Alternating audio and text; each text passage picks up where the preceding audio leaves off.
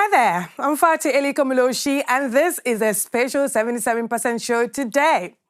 Now, we didn't design this show. Instead, we're covering topics workshopped by pupils from a school in Ghana.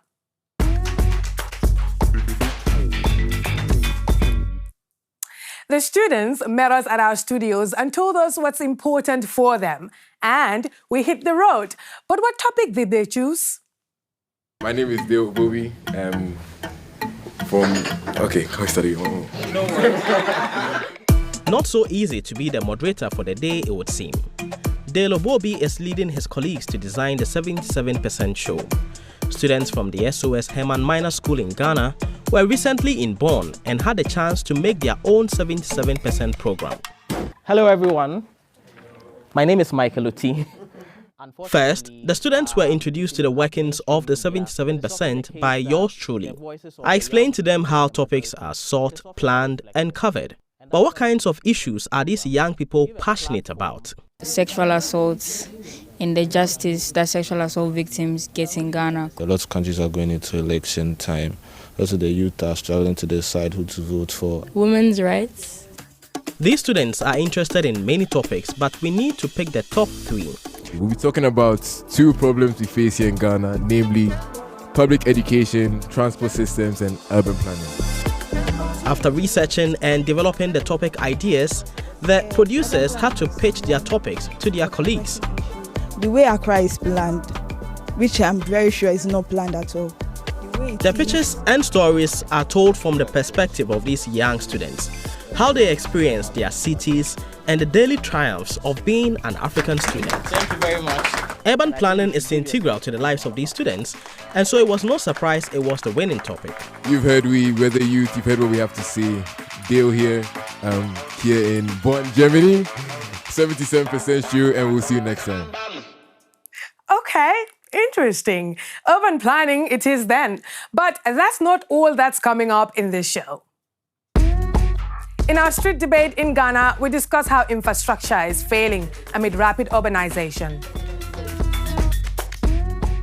In Uganda, an electric solution in bus transport promises jobs for young people. And we meet the Buzstopboys of Accra who hold the tools to making Accra cleaner and tidier. So basically, I'm just here as your host. This episode was designed entirely by Ghanaian students, but I'm proud to be their voice because that's what we do on the 77%. And so we went to Accra to see for ourselves the challenges regarding urban planning and waste management. Ghana's capital, Accra, adds more buildings, more roads, and more rubbish each year. The city generates about 900,000 metric tons of solid waste annually. I see a lot of litter on our streets or even like in grassy areas, and it makes the community look very dirty. The reach of these waste management services are not as wide as they should be. With dump sites full, waste is often burnt, leaving a heavy, choking smog hanging over neighboring areas. Plastic pollution has become a very big menace. It's affecting so many communities who rely on fishing activities for their livelihoods. It's also impacting our health. It's also impacting, of course, tourism, which is the biggest income earner for the country. With rapid urbanization and thousands of Ghanaians flocking to the West African economic hub for work, Accra is becoming increasingly congested. Residents face inadequate housing and many areas lack trees or shade. This is where we always sit. Chat, eat food. We don't have any place to sit. We don't have any place to get fresh air unless this place. And this whole place is polluted with our own people, we ourselves. City managers have struggled to make Accra livable for all citizens. Massive investment is needed to tackle a growing waste problem and ensure that the city develops sustainably. So Accra is becoming more crowded, resulting in a housing shortage. Even more alarming is the pollution and congested traffic. How would you then feel waking up at 5 a.m. every day just to beat traffic? A 3-hour travel time for most children going to school in the city is normal. I've been there too. We sent our very own reporter, Michael Oti, to experience the school run for himself.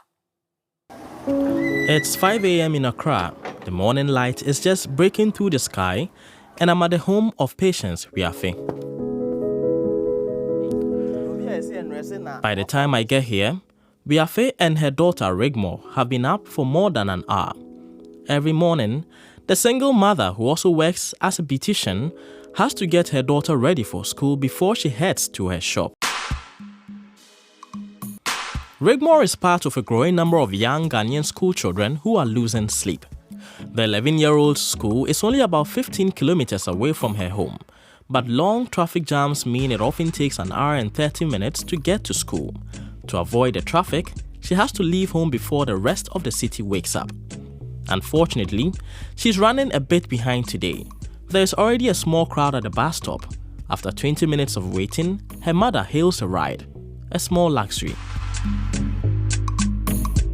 I get to school at 7 or 7:30 because of traffic jams on the road.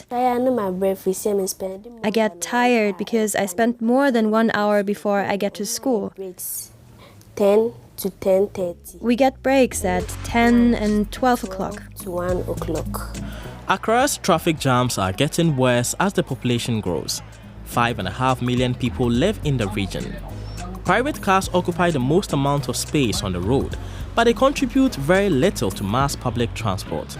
There are no trains in this city.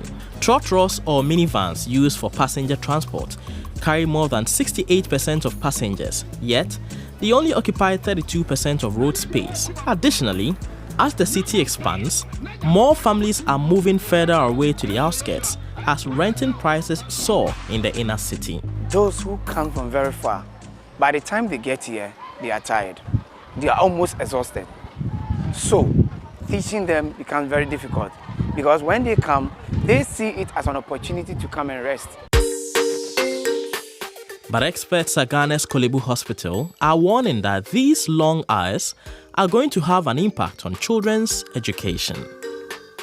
Having to do schoolwork is a cognitively daunting task. It's already hard enough as it is. Imagine doing it when you're sleep deprived. So this could result in a lack of attention in their tasks, and then this could also affect their concentration on the content they are receiving at that time of the day. This would also make them very likely not be able to meet their academic expectations, either from the school or of their parents. It's a few minutes after 4 p.m. and I'm back to pick up Rigmore from school. She tells me about her day as we search for a trotro for the trip back home. Once the journey begins, the 11-year-old props up her school bag and begins to nap. Experts say children her age should get between 9 and 12 hours of sleep every day. But with African cities expanding rapidly, this recommendation means very little to families trying to beat monster traffic. Now, with that story in mind from my colleague Michael Oti, we gave young Ghanaians the floor to engage with policymakers on urban planning and transport in our street debate hosted by Edith Kimani in Accra.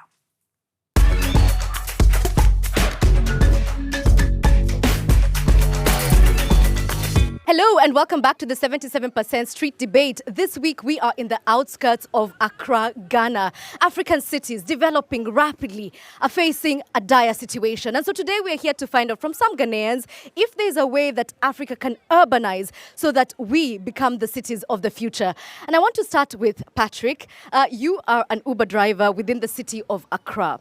So you probably know the city inside and out. How would you describe how the city has been planned? Does it make sense to you? Is it a good city? Is it efficient? Those areas that I don't want to go has high demand of riders.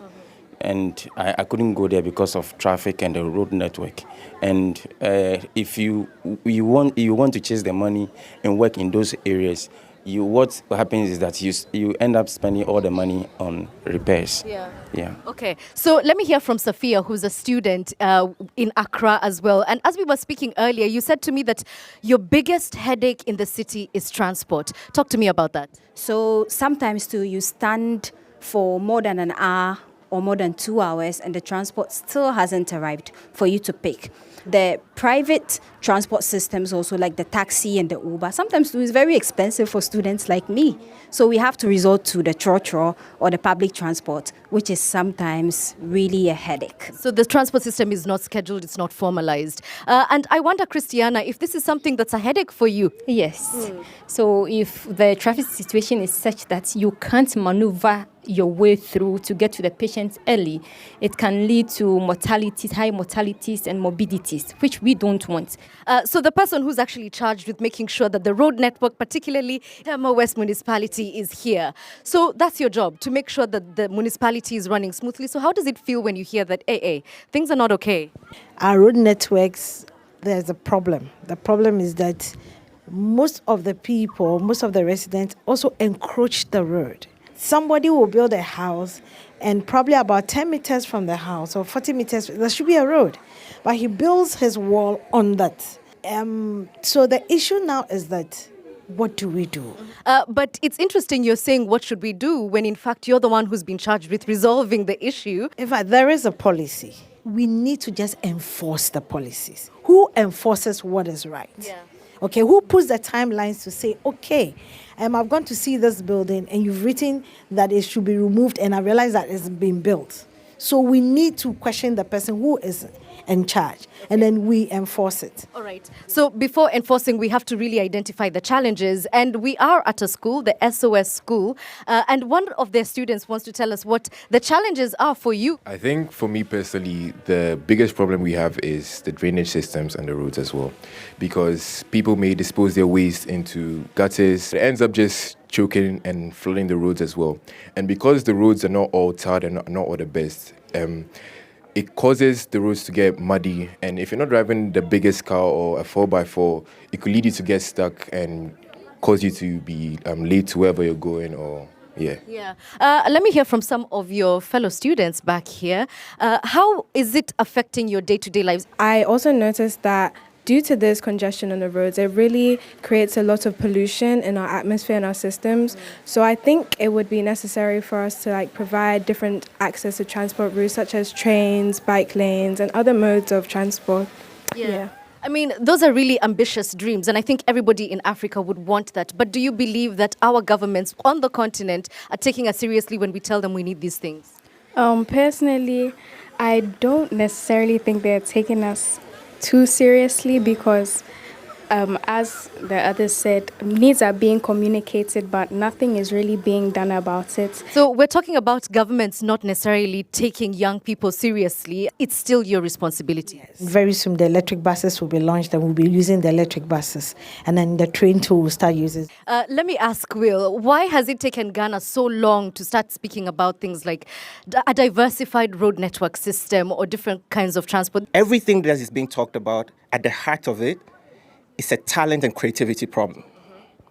We are led by people who don't have original ideas and don't know how to experiment to get to great ideas. So there is an endemic behavior of political actors who hide behind policy and plans and do very little. I want to speak to Moro, who's standing next to you. Now, Moro is visually impaired, so I just wanted to know what your experience is going through the cities of Tema, Accra, or whatever they may be. Do you feel like they're inclusive spaces? I find it difficult to move because the walkways, open gutters, when it rains, stagnant water, and a lot of obstacles. Yeah. You can never be independent. All right. I asked about inclusion, and I want to come back to the students. Do you feel like the city is safe for you guys to walk in? I don't believe the city is very safe for us. Like in Tema here, there's only a few police stations around. Let me hear from you. Is this the same experience that you have? Over time, I feel like Tema and Accra have definitely become less safe because you feel like you could be kidnapped or something in the city. So, yeah. Wow. Okay. talking about even being kidnapped. But we also did talk about drains, and sanitation is a major issue in this country. I think for me, regarding the waste management service providers, even where I live, they are not accessible. They don't come to those areas. So how do you guys take care of your rubbish then? We burn it. So my question goes to her, asking how are we supposed to dispose our rubbish then? Because then again, burning is not sustainable for the environment. Absolutely not. So that's a good question, Felicia. You see, we have our, depending on where you are, with the Tema West, we have our environmental department, where we even have forms that you have to fill. Okay. When you come to my place, I have the decks. I'll make sure that everybody is on top. I like how you're saying, when you come to my place, please go to her place. Let me just move on to Will. How do we get people more interested in how their cities and their spaces look? The general feeling I get is that a lot of Ghanaians cannot envision what a functional city looks like because they've never lived in one. Patrick, let's hear some solutions for you. What do you think needs to be done to make Tema, Accra, and other cities within Ghana more sustainable, more efficient? I'm always after the money. So enough of all these fancy flyovers. We need roads that goes through every suburb in the city. Okay, so enough flyovers, you want functionality, form over substance. All right, solutions. One solution that would help us with this pollution issue in particular would be more affordable housing, because it's seen to be an issue that a lot of the population in Tema live in slums and are squatters in uncompleted buildings. This leads to very poor waste management and just very horrible attitudes towards their environment. So if government were to direct funding to provide more affordable housing for these low, mid-income people, they wouldn't have to bath outside, they wouldn't have to throw their waste in the gutters right next to them. And finally, let me hear your thoughts, Felicia. Get close to the governors, because whatever you have can help us. You see, because you are getting into a market where there are a lot of competitions. And if it's good, but you come alone, and there is no other that, okay, what you are using is very good. It's helping my assembly or my municipal not to get, the pollution and all that. I could tell you, look, I'm bringing you in. I'll make sure that everybody who wants to do this should come. And I will give you the people, and then they'll work, and everybody will be comfortable. So collaboration, I think that's been said by a lot of people here, and indeed it is the big takeaway for me, that if African cities from Tema to Antananarivo and even Kinshasa want to become the cities that William has described, we all need to work together. Thank you all for watching.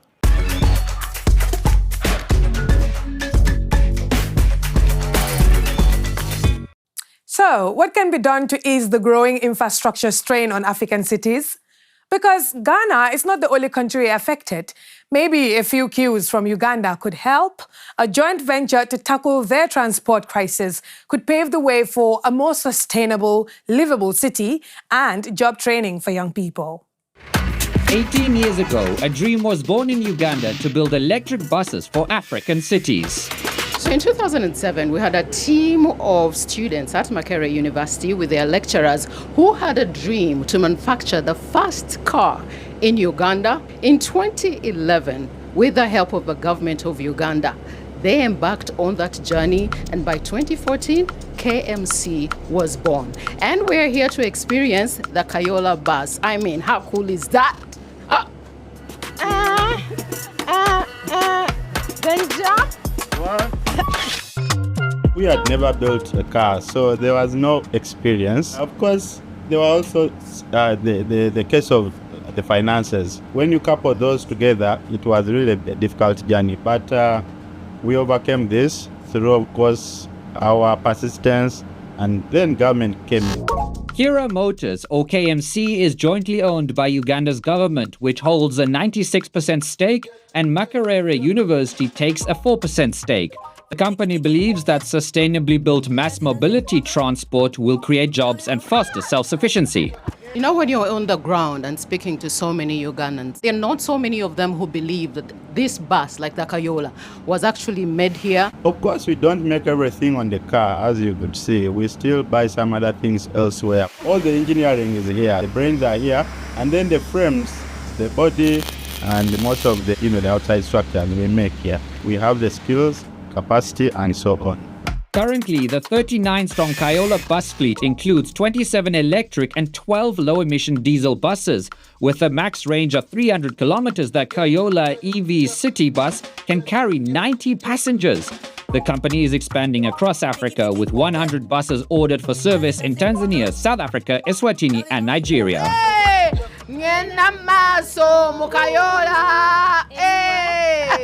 It looks like it's mostly male-dominated. How is it like for you to work here? From engineering school, I think we were mentally prepared to enter a field that is dominated by men, at least currently. A very beautiful thing about Kira Motors, they really strive to have an equal share of their staff having both men and women. KMC is a place that really welcomes everyone. As long as you have the skills and you're ready to put them out there, and and you're also hungry for knowledge. It's really competitive here because there are many young, knowledgeable individuals here. But still, it's not all about like you compete with each other. It's all about working together as a team. That's what they encourage you around here. Once fully operational, KMC could create over 10,000 jobs for skilled workers. Kayola buses may help ease the traffic burden on Africa's congested roads, making long commutes a bit more tolerable. Now I feel even more hopeful after watching that. But I do want you to know that young Ghanaians are conscious of the damage being done to their environment and have since picked up the tools to fix the mess for free. Let's meet the Buzstopboys. Imagine Africa, where our parks are tidy, where our beaches are clean, and where our drainages are free of dirt. I mean Africa, where we can enjoy fresh air. Today, I will be joining the famous Buzstopboys. We are the Buzstopboys, and this is our hustle. Buzstopboys is a group of young people that are championing environmental practices in Accra, Ghana. The Buzstopboys. Big man himself. Good morning. Good morning. Welcome. So, you conceived this idea and immediately you switched to action. Yes, sir. Tell me, what inspired you? Consistently, people regard Africa as dirty. You're right. But we are not.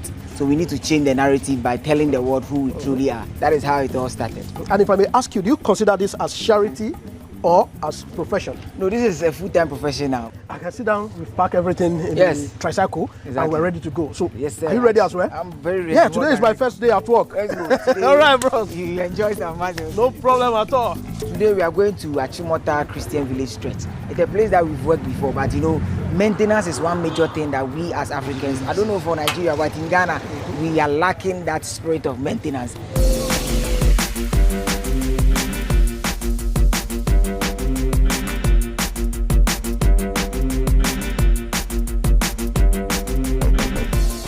When we start cutting from here, once you locate big trees that this machine cannot cut, the ones that are bigger like my hand like this, then you cut them with a cutlass. Okay. Big man. Yeah, Basu. Everything good? Everything. You are sweating, you are panting. I'm telling you. Everything good? This your hustle is not easy at all. The plastic is as a result of the vehicles driving in and out. Some of them roll down and they throw the plastics here. Wow. See, hundreds and many of them. I can see a lot of your guys there working, cutting the grass and stuff like that. How do you gather these people together? So about the fact that you see somebody walking a path that is supposed to be walked by all of us. Well, clearly, the safety, when this place becomes safer and better, I don't benefit alone. But everybody that is watching us today benefits as long as he uses the road and the fact that nobody is getting paid for what we do. I saw the great work that they were doing on social media, and I decided to join because though we have leaders in the country, but we also have a role to play as citizens. Since you started, how many locations have you guys covered? The last time I put numbers to it, there were about 301 communities. Yes, different communities and places where we are cleaning and raising awareness. We are still counting. And apart from what we do, we also do what we call lightening up the city. That is also to put street light on the street. I can see that you guys have a lot of social media engagement. Like you can see, that's your social media manager. I know, just going up and down with TikTok stuff. Like, how many people have you guys reached out to over the years? Well, I think the reception has been great. If you look at TikTok, we started with 0. But now we have 175.3K followers. In this era, people are doing comedy, but we are not doing comedy. We are raising awareness about the environment and telling you that this environment is the reason why we are here. She gives us food, water, clothing, oxygen, everything is coming from the environment. Just as you have witnessed, living in a clean environment is possible. This is just a glimpse of the incredible work that the Buzstopboys are doing to keep the environment clean. Now, we all can replicate the same approach in our area. Keep watching DW, the 77%. So we've heard from consumers, policymakers, and even futurists who envision sustainable African cities. What do you think it will take to get there? Let us know on social media and keep this conversation going. Who knows, maybe we'll visit your country next. Because as far as I know, it's still a dream for many of us. My name is Fatu Eli Kamuloshi. Thank you for watching.